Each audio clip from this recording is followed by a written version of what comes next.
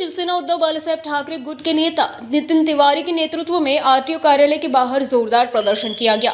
प्रदर्शनकारियों ने आरोप लगाया है कि शहर में ओवरलोड वाहनों पर कोई ठोस कार्रवाई नहीं की जा रही है, जिससे सड़क हादसे बढ़ रहे हैं और सरकार को करोड़ों का राजस्व नुकसान हो रहा है। तिवारी ने आरटीओ अधिकारियों पर लापरवाही और भ्रष्टाचार के गंभीर आरोप लगाए। उन्होंने पुलिस द्वारा रेत माफियाओं पर की जा रही सख्त कार्रवाई का हवाला देते हुए आरटीओ की भूमिका पर सवाल उठाए।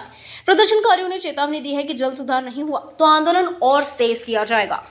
नागपूर आरटीओ प्रादेशिक परिवहन नागपूर शहर यांच्याकडे आलो होतो। समस्या एकदम गंभीर आहे। जेव्हा तुम्ही रस्त्यावर चालत असताल तुम्ही नागरिकांना विचारतो की जेव्हा ओव्हरलोड गाड्या चालतात तर तिकडे राखड भरून तुमच्या डोळ्यात येतं का नाही, जेव्हा रेत भरून येतात त्याच्यामध्ये वाळू भरून येते त्याचे कण तुमच्या डोळ्यात येत की नाही, आणि जे गिट्टी भरून गाड्या जातात त्याचे स्प्लिंटर तुमच्या काचावर येतात, काराचे काच क्रॅक होत की नाही, अशी दुर्घटनाची शंका घेऊन आम्ही शंका कुशंका घेऊन आरटीओकडे आलो होतो। परंतु बीडकर साहेबांनी सांगितलं की तुमच्याकडे 5 दस्ते आहे, पूर्व डिप्टी आरटीओ यांच्या अंतर्गत येतो।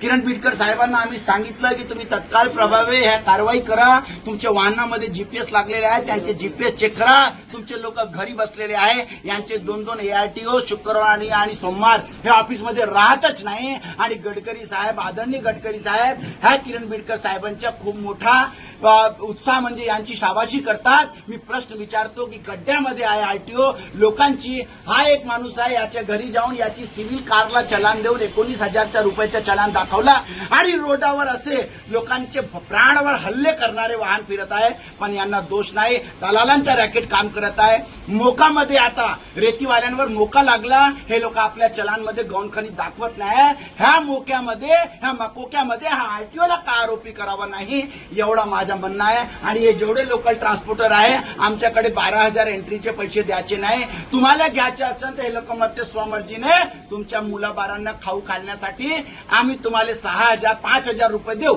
याच्या व्यतिरिक्त आमच्याकडे पैसे नाही। नंगा बाजार सोडा। माननीय मुख्यमंत्री साहेबांच्या शहर आहे, माननीय गडकरी साहेबांच्या शहर आहे ना। आता आरटीओला आणि आम्ही हेल्पलाईन मागितली, नंबर द्या म्हणे आम्ही नंबर देऊ शकत नाही, ऑफिसरच्या तुम्ही तंग करणार। अरे रेव्हेन्यू गव्हर्नमेंटच्या आहे, आदरणीय बावनकुळे साहेबांच्या जे गौण खनिज गाड्या होत्या त्यांच्या चलानवर अंकित करावे आणि 2.5 लाख रुपये रेव्हेन्यू जावं, याची तरतूद होती। ती तरतूदला हे फॉलो करत नाही म्हणजे माननीय पालकमंत्री महसूल मंत्री यांच्या आदेशाची पायमल्ली होत आहे आणि रेव्हेन्यू डुबवण्याचे काम करत आहे, यांचे खाजगी खिसे भरत आहे। आज आम्ही सांगितलं, प्रेमानं सांगितलं, ह्यानंतर मग शिवसेना स्टाईल आहे। हा आरटीओ फुटला तर आम्ही जिम्मेदार नाही आणि याच्या मागं चव्हाण साहेब आम्ही तुम्हाला पण करबद्ध निवेदन करतो, सुधरा सुधरा आणि सुधरा। जय हिंद, जय महाराष्ट्र।